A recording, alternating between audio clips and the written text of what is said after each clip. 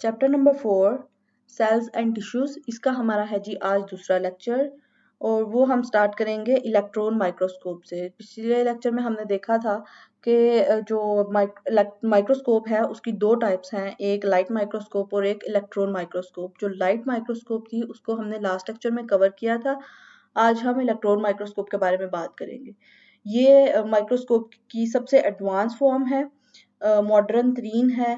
जो electron microscope है, object and lens are placed in a vacuum chamber. Vacuum chamber के अंदर हम जो ऑब्जेक्ट है लेंस को हम प्लेस कर देते हैं और बीम ऑफ इलेक्ट्रॉन्स उसके अंदर से गुजरती है। Electrons pass through are reflected from object and make image. उसके अंदर से जब इलेक्ट्रॉन्स गुजरते हैं तो वो एक तस्वीर बनाते हैं। जो इलेक्ट्रोमैग्नेटिक लेंस होते हैं वो उसको बड़ा कर देते हैं और फोकस करते हैं इमेज को on to a screen and photographic film. उसके अंदर से गुजर रही होती है और सामने एक स्क्रीन होती है जहां से हमें उसका सारा क्लियर इमेज नजर आ रहा होता है। इलेक्ट्रॉन माइक्रोस्कोप जो है उसका हाई रिजॉल्विंग पावर है लाइट माइक्रोस्कोप की निस्बत। Most modern can distinguish objects as small as 0.2 nanometre. 0.2 nanometre के भी जो स्मॉलर ऑब्जेक्ट्स है उसमें भी ये हमें डिस्टिंग्विश करके बता सकता है। It is a 1000-fold improvement over light microscope. उनके लाइट माइक्रोस्कोप से 1000 गुना ज्यादा इम्प्रूव्ड है ये। जो इलेक्ट्रॉन माइक्रोस्कोप है ये मैग्नीफाई कर सकती है ऑब्जेक्ट्स को तकरीबन 250,000 टाइम्स। 250,000 टाइम्स। जो अंडर स्पेशल कंडीशन जो इलेक्ट्रॉन माइक्रोस्कोप है डिटेक्ट करती है इंडिविजुअल एटम को और cells, organelles and even molecules like DNA protein are much larger than single atoms. जो बायोलॉजिस्ट हैं use two types of electron microscope. एक ट्रांसमिशन इलेक्ट्रॉन माइक्रोस्कोप आती है और दूसरी है स्कैनिंग इलेक्ट्रॉन माइक्रोस्कोप। जो ट्रांसमिशन इलेक्ट्रॉन माइक्रोस्कोप है ये ट्रांसमिट करती है थ्रू द स्पेसिमन। इसमें इलेक्ट्रॉन ट्रांसमिट करते हैं, स्पेसिमन के अंदर से गुजरते हैं और ये क्या करता है इंटरनल जो स्ट्रक्चर्स हैं उसको पढ़ने के लिए यूज किया जाता है। जो SEM है ये रिफ्लेक्ट करती है फ्रॉम मेटल कोटेड और इलेक्ट्रॉन रिफ्लेक्ट कर जाते हैं from the metal coated. SEM is used to study the structures of cell surfaces। ये कुछ ऐसी नजर आती है कि यहाँ पे हम वैक्यूम चैम्बर के अंदर अपना स्पेसिमन प्लेस कर देते हैं और इस स्क्रीन के अंदर हमें नजर आ रहा होता है उसका जो स्ट्रक्चर है जो भी हमने देखना हो वो। रॉबर्ट हुक इसने क्या किया था, इसने सेल को डिस्कवर किया था। Were first describe by a British scientist. Cell describe किया था इसने, रॉबर्ट हुक नाम था। 1665 का वो साल था जिसमें इसने सेल को डिस्कवर किया था, डिस्क्राइब किया था। उसने हिमसेल्फ मेड अपनी बनाई हुई माइक्रोस्कोप इस्तेमाल की थी और एक स्लाइस ऑफ कॉक को एग्जामिन किया था। और क्या किया था कि और उसने हनी जो कॉम थी टाइनी एम्प्टी कंपार्टमेंट्स देखे थे उसमें उसको ऑब्जर्व करते हुए, तो उसने उन कंपार्टमेंट्स का नाम रख दिया था सेलुलाई। उसकी जो टर्म है वो आज हम सेल्स के नाम पे यूज करते हैं।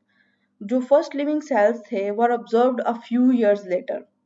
लिविंग सेल्स को देखा था कुछ सालों बाद एक डच नेचुरलिस्ट था एंटोनी वैन ल्यूनहोक।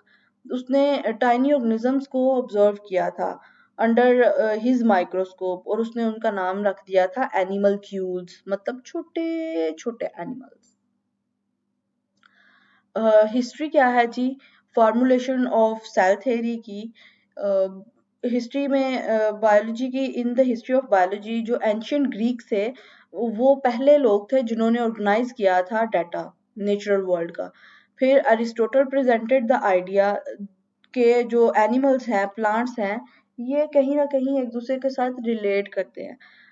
और उसके बाद फिर इस आइडिया ने जो मजीद क्वेश्चंस राइज करना शुरू कर दिए कि is there a fundamental unit of structure share by all organism, के यहाँ पे ऐसा कोई एक फंडामेंटल यूनिट जरूर है जो कि हर ऑर्गेनिज्म शेयर करता है। But before microscopes were first used in 17th century, no one knew with certainty that living organisms do share a fundamental unit, जिसको हम सेल कहते हैं, कि उनको नहीं पता था क्योंकि माइक्रोस्कोप से इस्तेमाल नहीं हो रही थी, तो किसी को ये नहीं पता था कि वाकई ही ऐसा कुछ है जो कि ऑर्गेनिजम्स शेयर करते हैं। फिर एक for another century and half, मतलब एक और आधी सेंचुरी के बाद जनरल इम्पोर्टेंस थी जो सेल्स की was not appreciated by biologists. इन 1809 में जीन बैप्टिस्ट डी लेमार्क ने प्रपोज किया कि nobody can have life. Its parts are not cellular tissues or not formed by cellular tissues.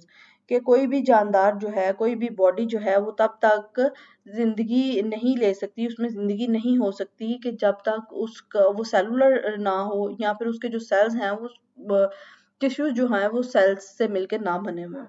फिर 1809 के बाद 1831 में ब्रिटिश बोटानिस्ट था रॉबर्ट ब्राउन, उसने क्या किया, सेल का न्यूक्लियस डिस्कवर कर लिया था।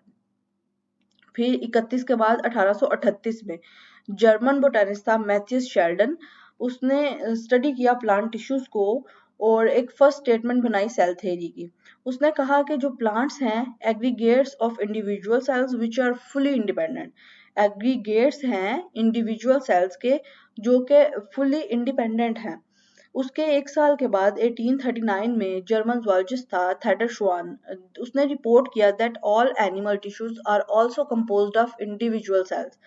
फिर उसने भी यही कहा कि इंडिविजुअल सेल से मिलके बने हुए, मतलब एक सेल मिलता है तो उसके बाद एक एनिमल टिश्यू बनता है। शिल्डन और श्वान ने प्रपोज की जी सेल थ्योरी और इन इट्स इनिशियल फॉर्म।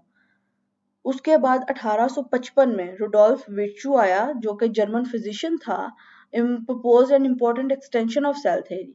और फिर उसने क्या रिपोर्ट किया कि जी लिविंग सेल्स जो है ये प्री एग्जिस्टिंग सेल से मिलके बनते हैं। उसने क्या कहा, ओमनिस सेलुला ई सेलुला। फिर 1862 लुइस पास्चर, उसने एक्सपेरिमेंटल प्रूफ दिया था इसके आइडिया का।